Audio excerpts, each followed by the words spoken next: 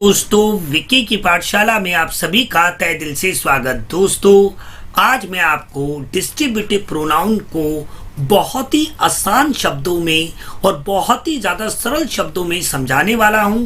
तो मेरी आपसे रिक्वेस्ट है कि ये वीडियो आप अंत तक ज़रूर देखें, क्योंकि इस वीडियो को देखने के बाद आपको डिस्ट्रीब्यूटिव प्रोनाउन को समझने में कभी भी कोई परेशानी नहीं आएगी अगर आप इस वीडियो को अंत तक देखते हैं। तो चलिए दोस्तों, वीडियो को स्टार्ट करते हैं और सबसे पहले हम ये जानने की कोशिश करते हैं कि आखिर डिस्ट्रीब्यूटिव प्रोनाउन होता क्या है। तो यहाँ पे मैंने इसका अर्थ लिख रखा है, पहले एक बारी इसको पढ़ते हैं, फिर आपको मैं इसको समझाता हूँ कि it is a word that is used to show और describe a person, thing, place, single और सेपरेट इन द ग्रुप। मतलब क्या, बहुत ही ज्यादा सिंपल सी बात अगर मैं आपको समझाऊं कि कोई भी जो समूह होता है, भले वो दो व्यक्तियों का समूह हो या फिर दो से ज्यादा व्यक्तियों का समूह हो, दो वस्तुओं का समूह हो या फिर दो से ज्यादा वस्तुओं का समूह हो, ऐसी दो स्थानों का समूह हो या फिर दो से ज्यादा स्थानों का समूह हो, उसमें से हर एक के बारे में अलग अलग बात करनी हो या एक दूसरे से उनको भिन्न दिखाना हो, तो उसे ऐसे ही सर्वनामों को हम विभाग सूचक सर्वनाम कहते हैं। मतलब क्या कि जब भी कोई दो चीजों का ग्रुप हो या दो से ज्यादा चीजों का ग्रुप हो, तो उसमें से हर एक चीज के बारे में जब आप बात करने के लिए जिन सर्वनामों का प्रयोग करते हो उसे ही हम विभाग सूचक सर्वनाम कहते हैं। इसे और अच्छी तरीके से समझाने के लिए मैं आपको कुछ एग्जाम्पल देता हूं, इससे आपको और अच्छी तरीके से समझ में आ जाएगा। जैसे कि यहाँ पे लिख रखा है कि दो लड़कों में से एक राम है। देखिए दोस्तों, लड़के क्या है? संज्ञा। यानी लड़के क्या है? संज्ञा। क्योंकि कोई भी पर्सन हो, कोई भी वस्तु हो, कोई भी स्थान हो, इसे हम क्या कहते हैं? संज्ञा कहते हैं। और संज्ञा के स्थान पे जो भी शब्द इस्तेमाल होते हैं वो क्या कहलाते हैं दोस्तों? सर्वनाम। और ऐसे सर्वनाम जो किसी समूह में से हर एक के बारे में बात करे और हर एक को एक दूसरे से अलग दिखाए, तो ऐसे ही सर्वनामों को हम विभाग सूचक सर्वनाम कहते हैं। जैसे कि यहाँ पे एग्जाम्पल दे रखा है कि दो लड़कों में से एक राम है। देखिए दोस्तों, दो लड़के हैं, दो लड़कों का समूह है, क्योंकि समूह के लिए कम से कम दो व्यक्ति होने चाहिए या फिर दो वस्तु होनी चाहिए या फिर दो स्थान होने चाहिए या फिर उससे ज्यादा हो सकते हैं। तो दो लड़कों के समूह में से एक राम है, ऐसा कहना चाहता हूं। तो मैंने क्या किया, उन दोनों को अलग अलग कर दिया ना। तो यही बात मैं आपको समझाने की कोशिश कर रहा हूं कि जब भी किसी भी ग्रुप में, भले वो दो चीजों का ग्रुप हो या दो से ज्यादा चीजों का ग्रुप हो, उसमें से हर एक के बारे में बात करना चाहते हो या एक दूसरे से उन्हें भिन्न दिखाना चाहते हो, तो जिन सर्वनामों का हम प्रयोग करते हैं उन्हें ही दोस्तों हम डिस्ट्रीब्यूटिव प्रोनाउन कहते हैं। जैसे इसकी इंग्लिश कैसे बनेगी? बहुत ही simple, either of the two boys is Ram. यानी मतलब क्या कि दो लड़कों में से एक राम है। एक और एग्जांपल अगर मैं आपको दूं कि इन दो लड़कियों में से कोई मोनिका नहीं है। मान लीजिए दो लड़कियों का समूह है जो कि हमारी क्या है? पर्सन है, और उनमें से कोई भी मोनिका नहीं है। तो देखिए, फिर अगेन मैंने क्या किया, दो लड़कियों का समूह था, उसमें से मैंने कहा कि इसमें से कोई भी मोनिका नहीं है। यानी समूह में से जब भी कोई भी चीज दिखानी होती है तो ऐसे सर्वनामों को हम डिस्ट्रीब्यूटिव सर्वनाम कहते हैं। अभी और अच्छे तरीके से ये मैं आपको क्लियर करूंगा। इसे हम इंग्लिश में कैसे बनाएंगे? नीदर या नाइदर।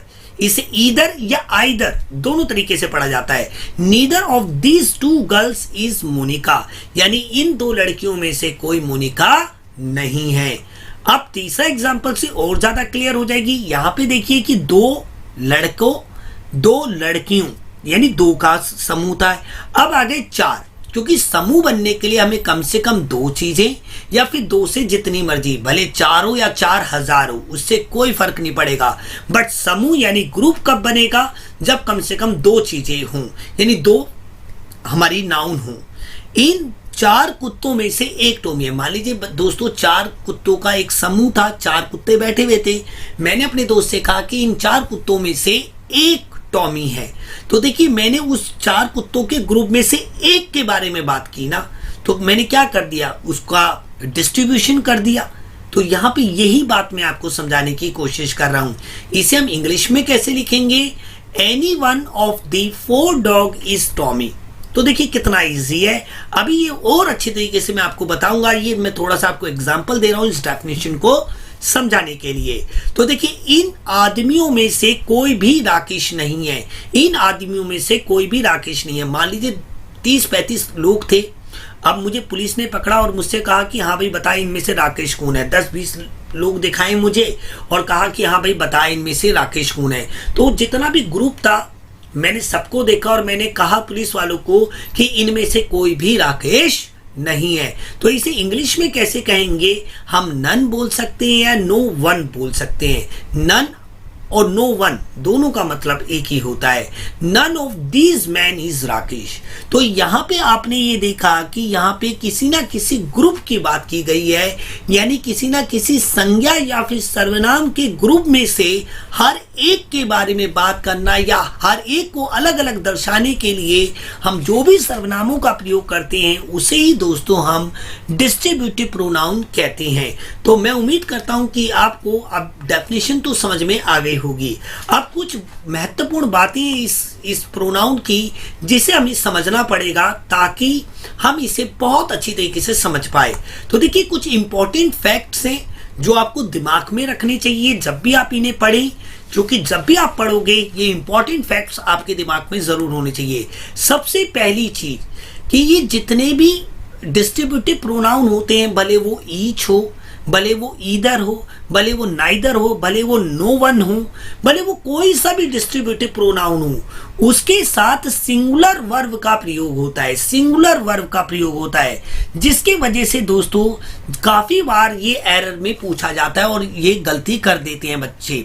जैसे कि मैंने यहाँ पे लिखा ईच ऑफ द बॉयज, मैंने लिखा each of the boys dash going to picnic.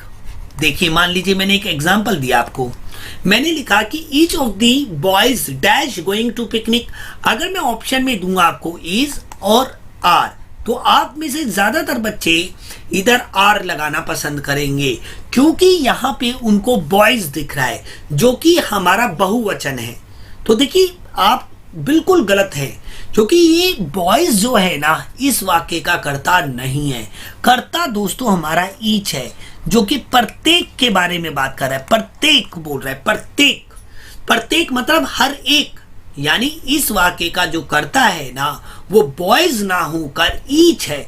तो ईच तो सिंगुलर नाउन है और सिंगुलर नाउन है तो उसके साथ प्रयोग क्या होगा, सिंगुलर वर्ब प्रयोग होगी। तो आप ज्यादातर विद्यार्थी यहाँ पे बॉयज देखते हैं और यहाँ पे आर लगा देते हैं जिसके वजह से ये गलत हो जाता है। तो आपने इस बात का याद रखना है, ये बात आपने याद रखनी है कि डिस्ट्रीब्यूटिव प्रोनाउन में हमेशा हमेशा हमारी सिंगुलर वर्ब का ही प्रयोग किया जाता है। और भी अभी इस चीज को हम आगे अच्छी तरीके से समझेंगे, बस आप वीडियो में मेरे साथ अंत तक बने रहें, आपको कभी भी इसे समझने में दिक्कत नहीं होगी। दूसरी इंपॉर्टेंट बात दोस्तों कि जब भी आप ऑफ का प्रयोग करते हैं, ऑफ का प्रयोग करते हैं तो उसके साथ जो वर्ब आती है यानी जो नाउन आती है वो हमेशा प्लूरल नाउन यानी बहुवचन के रूप में ही होगा। यानी अगर मैं इसको लिखता हूं ईदर ऑफ दी चिल्ड्रन, मैंने लिखा ईदर ऑफ दी चिल्ड्रन, तो देखिए चिल्ड्रन जो है वो क्या है, बहुवचन है। हम यहाँ पे चाइल्ड नहीं लिख सकते, या मैं यहाँ पे लिखूं each of the two women, women लिखूंगा यानी उसका बहुवचन रूप लिखूंगा। यानी कभी भी ऑफ के बाद जब भी आप जो भी नाउन का प्रयोग करेंगे तो उसका बहुवचन ही आपने प्रयोग करना है। इस बात का आप विशेष ध्यान दें क्योंकि ज्यादातर एरर में आपको वहां पे सिंगुलर करके दे दी जाती है, जो विद्यार्थी उसे नहीं समझ पाते हैं और गलती कर जाते हैं। क्लियर है। अब तीसरी इंपॉर्टेंट बात इसकी है हमारी कि हमेशा जो भी हमारी बहुवचन की जो भी हमारी नाउन का इस्तेमाल किया जाएगा उसमें हमेशा आपने एक आर्टिकल का प्रयोग करना है जो कि दी। जैसे कि एग्जाम्पल मैं आपको दूं तो मैंने लिखा जैसे मैंने लिखा ईच ऑफ दी बॉयज। तो देखिए मैंने यहाँ पे बॉयज जो कि प्लूरल नाउन है हमें प्रयोग करना है, ये बात मैंने आपको बता दी।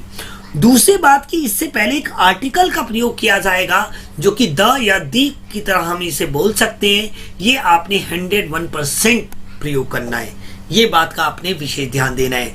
अब इसकी चौथी इंपॉर्टेंट बात एक हम समझते हैं। चौथी इंपॉर्टेंट बात है इसकी कि इसका जनरल रूल क्या बनता है, यानी जो भी सेंटेंस है इसके बनाने का स्ट्रक्चर क्या है, मेकिंग जो सेंटेंस का स्ट्रक्चर है वो कैसे होगा। दोस्तों देखिए, जब भी ये हमारा सब्जेक्ट की तरह ट्रीट किया जाएगा तो सबसे पहले ईदर या नीदर या ईच या everyone, none, no one, any या एनीवन, और भी बहुत सारे होते हैं। सबसे पहले उन्हें लिखा जाएगा, फिर उसके बाद ऑफ लिखा जाएगा, फिर उसके बाद जो बहुवचन संज्ञा होगी उससे पहले द या दी लिखा जाएगा, फिर हमारी सिंगुलर वर्ब आएगी और फिर ऑब्जेक्ट आएगा। अब दोस्तों इसी चीज को हम उल्टा भी कर सकते हैं। देखिए, ये जो सब्जेक्ट है ना, ये जो ऑब्जेक्ट है, ये सब यहाँ पे भी हो सकते हैं। तो सब्जेक्ट, तो उसका रूल क्या बन जाएगा, सब्जेक्ट आ जाएगा, फिर वर्ब आ जाएगी और ऑब्जेक्ट में ये सारे पहुंच जाएंगे, क्योंकि हम जानते हैं कि संज्ञा का प्रयोग हम कर्ता और कर्म दोनों की तरह प्रयोग कर सकते हैं, और सर्वनाम संज्ञा के स्थान पे प्रयोग होता है, और डिस्ट्रीब्यूटिव प्रोनाउन भी एक प्रोनाउन है। तो ये हमारा सब्जेक्ट भी बन सकता है और ऑब्जेक्ट भी बन सकता है। बट ये जो मैंने रूल लिख रखा है ये मैंने अभी सब्जेक्ट के पॉइंट ऑफ व्यू से लिख रखा है, बट जब आप ऑब्जेक्ट के पॉइंट ऑफ व्यू से लिखेंगे तो ये सारी की सारी चीजें आपकी ऑब्जेक्ट की जगह पे आ जाएगा। ये मैं आपको सेंटेंस के माध्यम से समझा दूंगा। और एक और इसका स्ट्रक्चर होता है कि हम डायरेक्ट भी ऑफ, ये इतना, मैं ये थोड़ा सा आगे चला गया, मैं इसको पीछे करता हूं। ये जो इतना है ऑफ दी प्लूरल नाउन, ये ना प्रयोग होकर डायरेक्ट इसके बाद वर्ब का भी प्रयोग किया जा सकता है। ये दोनों ही तरीके से होता है। और दोस्तों साथ में ये किस प्रकार से डिस्ट्रीब्यूटिव एडजेक्टिव से डिफर है, यानी अलग है, ये भी चीज मैं आपको समझाऊंगा। अब ये हमारी कुछ इंपॉर्टेंट बातें थी जो हमें पता होनी चाहिए डिस्ट्रीब्यूटिव प्रोनाउन का इस्तेमाल करने से पहले। अब मैं आपको हिंदी के सेंटेंस के माध्यम से बहुत ही अच्छी तरीके से इसको समझाता हूं। देखिए दोस्तों, मैंने पहले ही ये बात आपको कही कि हमेशा दो या दो से ज्यादा लोगों का समूह होता है, भले वो दो व्यक्तियों का समूह हो, दो वस्तुओं का समूह हो, या फिर दो स्थानों का समूह हो, या फिर हम कह सकते हैं दो से ज्यादा का हो, भले उसमें दो से ज्यादा व्यक्ति हो, वस्तुएं दो से ज्यादा हो, या फिर दोस्तों दो से ज्यादा स्थान हो। तो यहाँ पे एक सबसे बड़ी कंफ्यूजन यही है कि दो के लिए किन किन का प्रयोग किया जाता है और दो से ज्यादा के लिए किन किन का प्रयोग किया जाता है। यही चीज विद्यार्थियों को समझने में बहुत ज्यादा परेशानी होती है। अगर दोस्तों आप इस वीडियो को पूरा अंत तक देखेंगे तो आपको ये कॉन्सेप्ट, इसका जो बेसिक कॉन्सेप्ट है ना डिस्ट्रीब्यूटिव प्रोनाउन का, आपको पूरी तरीके से समझ में आ जाएगा। तो सबसे पहले यहाँ पे मैंने लिख रखा है कि दो फलों में से एक आम है। मान लीजिए मेरे दोस्तों दो फल है, ठीक है। मान लीजिए, मैं इसको और अच्छी तरीके से आपको समझाता हूँ। मान लीजिए एक टोकरी है, ठीक है, एक टोकरी है और उसमें दो फल रखे हुए हैं। दो फल है तो समूह तो बन ही गया, क्योंकि दो चीजों से समूह बन जाता है, यानी ग्रुप बन जाता है। और अब ग्रुप में से मैंने कहा कि दो फलों में से एक आम है, यानी दो में से एक आम है। तो देखिए बहुत ही सिंपल, दो में से एक आम है, दो में से एक। तो इसके लिए हम प्रयोग करते हैं मेरे दोस्तों ईदर। याद रखनी है ये वाली बात आपको, ये बात आपने विशेष रूप से मेरी याद रखनी है। जब भी हम दो में से एक के बारे में बात करते हैं, दो समूह में से, तो उसके लिए हमें प्रयोग करना होता है ईदर या फिर आइदर, दोनों ही बोल सकते हैं। मैंने अभी आपको, क्योंकि ये इन दो फलों में से एक आम है, ये यहाँ पे करता है, तो सबसे पहले जब मैं इसकी इंग्लिश बनाऊंगा तो कैसे बनेगी। देखिए ईदर आएगा सबसे पहले, फिर ऑफ आएगा, फिर टू आएगा, और टू से पहले हमारा दी आएगा, क्योंकि आर्टिकल लिखना ही लिखना है। आप सोच रहे होंगे कि मैंने तो कहा कि वो तो प्लूरल फॉर्म नाउन से पहले आना चाहिए, तो उससे पहले दोस्तों एडजेक्टिव आ रखा है टू, और एडजेक्टिव से पहले हमारा आर्टिकल आ जाता है, तो इसलिए ये यहाँ पे द आ रखा है। तो either of the to fruits is mango. मतलब क्या हो गया, इसमें मतलब बिल्कुल साफ है। इसका मतलब ही आपको समझना है कि जब भी आप दो में से एक के बारे में बात करते हो तो हमेशा आप ईदर का प्रयोग करते हो, ईदर या फिर आइदर का प्रयोग करते हो। इस चीज को और अच्छी तरीके से समझाने के लिए आप देखिए दूसरा सेंटेंस, इन दो छात्रों में से एक ईमानदार है। देखिए फिर अगेन मैंने क्या कहा, दो छात्र। आप जरा ध्यान पूर्वक ध्यान दें कि दो में से एक ईमानदार है और एक क्या है, बेईमान है। फिर दोबारा दो में से एक, यहां पे ध्यान दीजिए, दो में से एक के लिए हमेशा पॉजिटिव सेंस में ईदर का प्रयोग होता है। दो में से एक, याद रखना है आपने, 1/2, आप इसको ऐसे भी कह सकते हैं ईदर। तो इसकी हम इंग्लिश कैसे बनाएंगे, बहुत ही ज्यादा simple, either of these to students is an honest. तो इसकी हमारी इंग्लिश बन गई कि इन दो लड़कों में से एक ईमानदार है। अब दोस्तों यहां पे देखिए द का प्रयोग या दी का प्रयोग नहीं किया गया है, क्योंकि यहां पे मैंने डेमोस्ट्रेटिव एडजेक्टिव, डेमोस्ट्रेटिव प्रोनाउन का मैंने प्रयोग किया है, दीज या दोज। दीज या दोज का प्रयोग होगा, क्योंकि दिस और दैट का तो हो ही नहीं सकता, क्योंकि ग्रुप नहीं बनेगा उसका। तो दीज या फिर दोज आ सकता है। अगर करीब है तो दीज आएगा और दूर है तो दोज आएगा। आप दोनों ही इस्तेमाल कर सकते हैं। तो यहाँ पे सबसे ज्यादा ध्यान देने योग्य बात यह है कि जब भी आप दो में से एक के बारे में बात करते हो ना, तो तब आप ईदर का प्रयोग कर सकते हो। जैसे मान लीजिए आपके हाथ में दो सब्जियां हैं और आप बोल रहे हो कि इसमें से एक आलू है। आप क्या कह रहे हो, इसमें से एक आलू है या इन दो सब्जियों में से एक आलू है। तो आप इसको कैसे कहोगे, either of the to vegetable is potato. तो दो में से एक को दिखाने के लिए हमेशा हम ईदर का प्रयोग करते हैं। अब आगे बढ़ते हैं दोस्तों। अब देखिए कि दो सब्जियों में से कोई आलू नहीं है, मतलब कोई आलू नहीं है। अब देखिए सब सिंपल सी बात, जब हम दो में से 0 दिखाते हैं, या मैं इस सेंटेंस को ऐसे भी कह सकता था कि दो फलों में से कोई आम नहीं है, या फिर हम इस दूसरे सेंटेंस को ऐसा कह सकते थे कि इन दो छात्रों में से कोई ईमानदार नहीं है।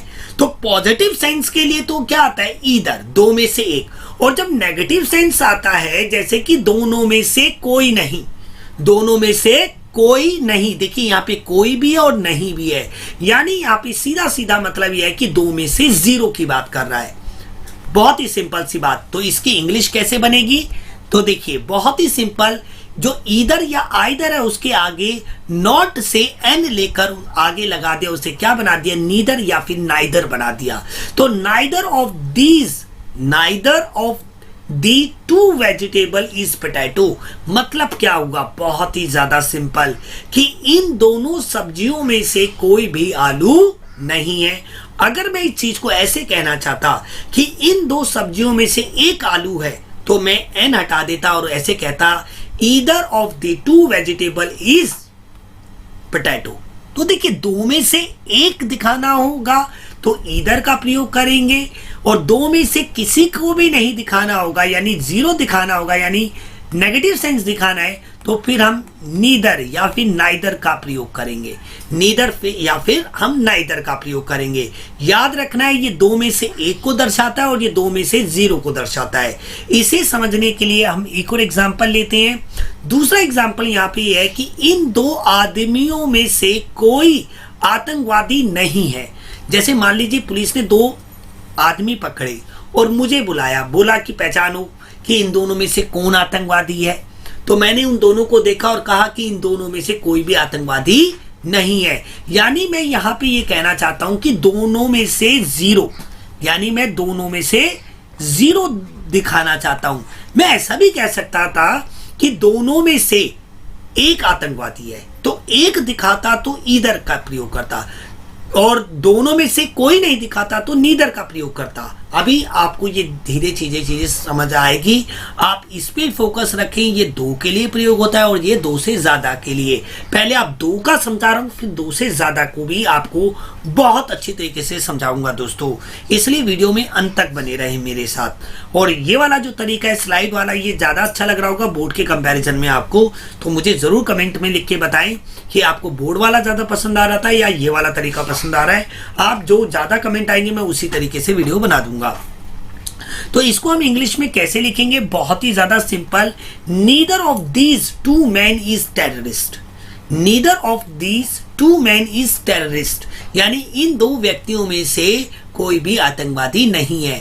आप सोच रहे होंगे दोस्तों कि ये नहीं के लिए तो हमने नोट नहीं लगाया, इस नहीं की वजह से ही तो दोस्तों एन आ गया है, नीदर की जगह पे क्या हो गया, सॉरी ईदर की जगह पे क्या हो गया, नाइदर या नीदर। तो ये जो एन है ना, ये नेगेटिव का ही सेंस दे रहा है, इसलिए यहाँ पे इज नॉट पोटैटो ऐसा बोलने की कोई जरूरत नहीं है, मैन इज नॉट टेररिस्ट बोलने की जरूरत नहीं है, क्योंकि यहाँ पे ये जो एन है ना, ये अपने आप में ही नेगेटिव सेंस दे रहा है। अगर मैं यहाँ से एन हटा दूं और ऐसे कहूँ कि either of the to vegetable is potato, तो इसका मतलब कि दो में से एक आलू है, या फिर मैं कहूँ कि either of these to man is terrorist, तो इन दो में से कोई एक आतंकवादी है। तो बहुत ही ज्यादा सिंपल है, ये जो बटे वाला तरीका मैं आपको समझा रहा हूं, इस पे फोकस आप ज्यादा करें। अब बढ़ते हैं आगे। अब देखिए दोस्तों, पहले दो सेंटेंस बताए जो दो में से एक दर्शा रहे थे, फिर 3 और 4 सेंटेंस में दो में से 0 दर्शा रहे हैं। अब 5 और 6 जो सेंटेंस है ना, उसमें से दो में से 2 को दिखाएंगे कि 2 पेनों में से प्रत्येक लाल है। मतलब क्या हो रहा है इसका मतलब यही तो हुआ ना कि 2 पेन है आपके हाथ में और दोनों के दोनों क्या है, लाल। आप इस बात को 3 तरीके से बोल सकते थे। 2 पेनों में से एक लाल है, पहला तरीका, तो ईदर आता। 2 में से कोई लाल नहीं है तो नीदर आता, और 2 में से प्रत्येक लाल है तो फिर क्या आएगा, ईच आएगा। तो देखिए बहुत ही ज्यादा सिंपल कि हम 2 में से कोई एक को दर्शाएं तो हम ईदर का प्रयोग करते हैं, 2 में से किसी भी एक को ना बताएं तो हम नीदर का प्रयोग करते हैं, और 2 में से 2 को दर्शाएं तो हम ईच का प्रयोग करते हैं। तो ये अपनी बेसिक जानकारी है, और भी बहुत सारे होते हैं, बट आप ये समझिए कि ये 2 में से एक के लिए प्रयोग होता है, ये 2 में से 0 के लिए प्रयोग होता है, और ये 2 में से 2 के लिए प्रयोग होता है। इसे और अच्छी तरीके से समझने के लिए हम इसके इंग्लिश को देखते हैं। देखिए, each of the two pen, each of the two pen is red. मैं इसे either of the two pen, either of the two pen is red बोलता तो 2 में से कोई एक लाल है। Neither of the two, neither of the two pen is red, 2 में से कोई पेन लाल नहीं है, और each of the two pen is red का मतलब 2 में से दोनों लाल है। आपको ये बात समझ में आ रही होगी। और अच्छी तरीके से समझने के लिए आप देखिए छठा सेंटेंस कि इन 2 औरतों में से प्रत्येक लालची है। मैं इस बात को 3 तरीके से कह सकता था। इन 2 औरतों में से एक लालची है, कोई लालची नहीं है, प्रत्येक लालची है। अगर एक बोलूंगा तो ईदर लगाऊंगा, कोई नहीं बोलूंगा तो नीदर लगाऊंगा, और प्रत्येक बोलूंगा तो ईच लगाऊंगा। तो ये जो कॉन्सेप्ट है, जो विद्यार्थियों को समझ में नहीं आता है, इसलिए मैंने ये आपको समझाया कि भैया 2 में से एक दर्शाना हो तो ईदर, 2 में से 0 दर्शाना हो तो नीदर, और 2 में से 2 को ही दर्शाना हो तो फिर दोस्तों ईच का प्रयोग होता है। Each of these to women is selfish. तो देखिए ये तो अब आपको क्लियर हो गया। अब इसको और अच्छी तरीके से समझने के लिए मैं आपको समझाता हूं 2 से ज्यादा वाले को। तो देखिए सबसे पहले यहाँ पे देखिए, अभी तक मैंने यहाँ पे जितने भी समूह बनाए वो 2 औरतों के थे, 2 पेनों के थे, भले उसमें 2 वस्तुएं थी, 2 व्यक्ति थे या 2 स्थान थे, कोई भी 2 स्थान हो, तो 2 की ही बात कर रहा था मैं अभी। और यहाँ पे मैं आपको दिखाऊंगा 2 से ज्यादा के लिए। जैसे पहला सेंटेंस, 5 फलों में से एक आम है। यहाँ पे 2 में से एक आम था तो ईदर लगाया था। अब 5 फलों में से एक आम है, 5 में से एक आम, तो 5 के लिए तो हम कभी भी ईदर का प्रयोग नहीं करते हैं। तो देखिए आपको यही चीज मैं समझाना चाहता हूं कि जब भी हम 2 में से एक का प्रयोग करते हैं तो हम ईदर का प्रयोग करते हैं, और जब हम 2 से ज्यादा में से किसी एक, जैसे मैं एग्जांपल दूं, 2 से ज्यादा के समूह में से कोई एक दर्शाना चाहते हो तो फिर हम प्रयोग करते हैं एनी वन का। एनी वन, एनी भी बोल सकते हैं, एनी वन भी बोल सकते हैं। तो इसकी इंग्लिश कैसे बनेगी, देखिए बहुत ही simple, any one of the 5 fruits is mango. तो देखिए जब 2 ही थे तो ईदर आया था, और जब 2 से ज्यादा का समूह हो गया फलों का तो फिर एनी वन आया।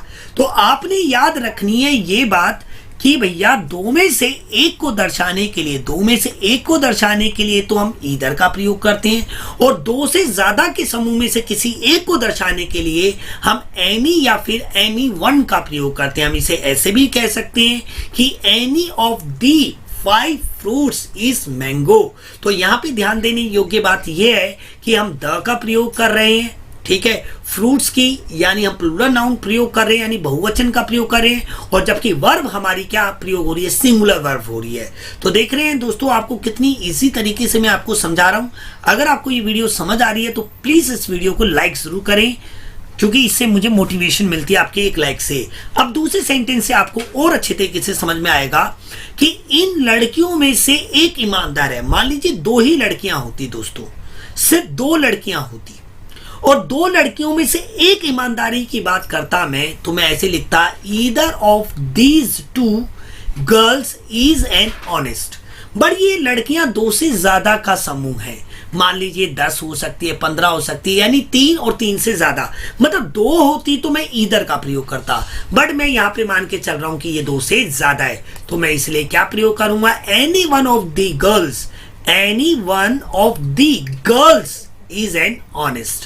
तो अब देखिए यहां पे इज क्यों आया है, गर्ल्स नहीं है इसका सब्जेक्ट, फ्रूट्स नहीं है इसका सब्जेक्ट, सब्जेक्ट है हमारा एनी वन, जो कि हमारा क्या माना जाता है, सिंगुलर नाउन माना जाता है। इस वजह से इसमें सिंगुलर वर्ब का प्रयोग किया जाता है मेरे दोस्तों।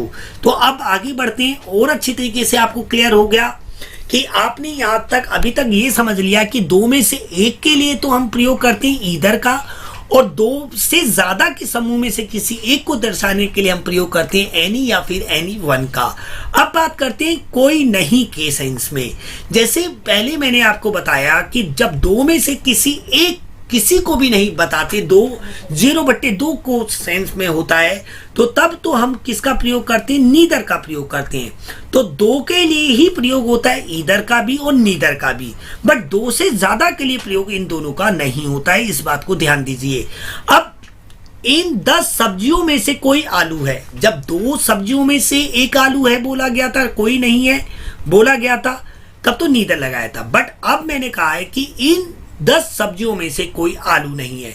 तो देखिए बहुत ही इंपॉर्टेंट बात, जब भी आप 2 से ज्यादा के समूह में से 0 को दिखाना चाहते हो तो तब आप प्रयोग करते हो नन का या फिर नो वन का। तो देखिए इसका इंग्लिश कैसे बनी है, यहाँ पे ये देख सकते हैं आप कि none of the 10 vegetable is potato, none of the 10 vegetable is potato, मतलब क्या कि इन 10 सब्जियों में से कोई भी आलू नहीं है। जब 2 में से कोई नहीं दिखाना है तो नीदर, और जब 2 से ज्यादा के समूह का प्रयोग करना है तो फिर हमने करना है नो वन या फिर नन का प्रयोग करना है। और इसे अच्छी तरीके से समझाने के लिए आप चौथा सेंटेंस देखिए कि इन 20 आदमियों में से कोई आतंकवादी नहीं है। पहले मैंने कहा कि इन 2 आदमियों में से कोई भी आतंकवादी नहीं है, तो 2 में से कोई नहीं बोल रहा था तो नीदर लगाया था। अब 2 से ज्यादा का समूह है, क्या मैं नीदर का प्रयोग कर सकता हूं, नहीं, मुझे किसका प्रयोग करना पड़ेगा, नन का प्रयोग करना पड़ेगा। तो मैं कैसे लिखूंगा, नन ऑफ दी 20 मैन स्टैटिस, यानी इन 20 आदमियों में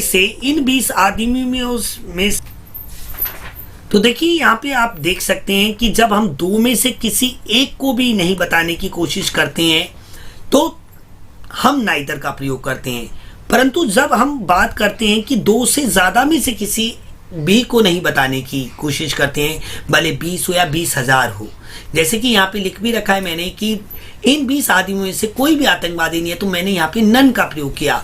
और अगर यही बात मैं ऐसे कहता कि 2 में से कोई नहीं है तो फिर नीदर का प्रयोग करता। तो देखिए नीदर भी वही काम करता है जो कि नन करता है, बट अंतर क्या है इन दोनों में, अंतर ये है, तो देखिए आगे बढ़ते हैं। आगे 3 पेनों में से प्रत्येक लाल है। देखिए दोस्तों, जब 2 में से प्रत्येक को दर्शाना हो, यानी 2 में से 2 दर्शाना हो या 2 में से ज्यादा को दर्शाना हो, तो उसके लिए हम ईच और एक और वर्ड का इस्तेमाल करते हैं जिसका नाम है हमारा एवरीवन। जैसे कि यहाँ पे आप देख सकते हैं कि every one of the 3 pen is red, यानी 3 पेनों में से प्रत्येक लाल है।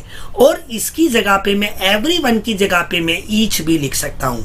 तो ईच हमारा ऐसा एक डिस्ट्रीब्यूटिव प्रोनाउन है जो 2 और 2 से ज्यादा के लिए प्रयोग किया जा सकता है, परंतु दोस्तों हम 2 के लिए एवरी वन का प्रयोग नहीं कर सकते। यहाँ पे हम every one of these 2 women is selfish नहीं बोल सकते, बट ईच का प्रयोग हम 2 के लिए और 2 से ज्यादा के लिए तो प्रयोग कर सकते हैं।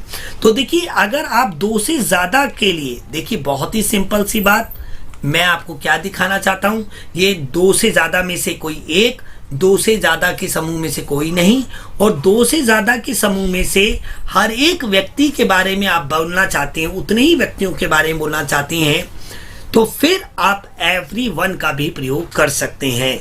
जैसे आप एक और एग्जांपल देखिए कि इन 4 औरतों में से प्रत्येक लालची है। देखिए 2 में से प्रत्येक औरत लालची है, each of these 2 women is selfish, but अब 4 हो गई तो हम यहाँ पे ईच दोबारा लगा सकते हैं, बट ईच ना लगाना चाहे तो हम एवरी वन का भी प्रयोग कर सकते हैं कि every one of the 4 women is selfish. तो दोस्तों ये वीडियो अब मेरा खत्म होगा। इधर मैंने आपको ईदर यानी ईदर और एनीवन, नाइदर और नन और ईच और एवरीवन से इनका कंपैरिजन को बताया। ये 2 के लिए और ये 2 से ज़्यादा के लिए प्रयोग होते हैं। तो दोस्तों आपको कैसा वीडियो लगा ये आप मुझे कमेंट बॉक्स में ज़रूर बताएं। अगर आपको लगता है कि मैं कुछ ज़्यादा धीरे धीरे बोलता हूँ, बहुत धीरे धीरे समझाता हूँ, बहुत ज़्यादा जड़ में समझाता हूँ, तो दोस्तों मैं ये आपके भले के लिए करता हूँ। अगर आपका कोई शिकायत हो तो मुझे कमेंट में लिख सकते हैं। मिलते हैं अगली वीडियो में। जय हिंद, जय भारत।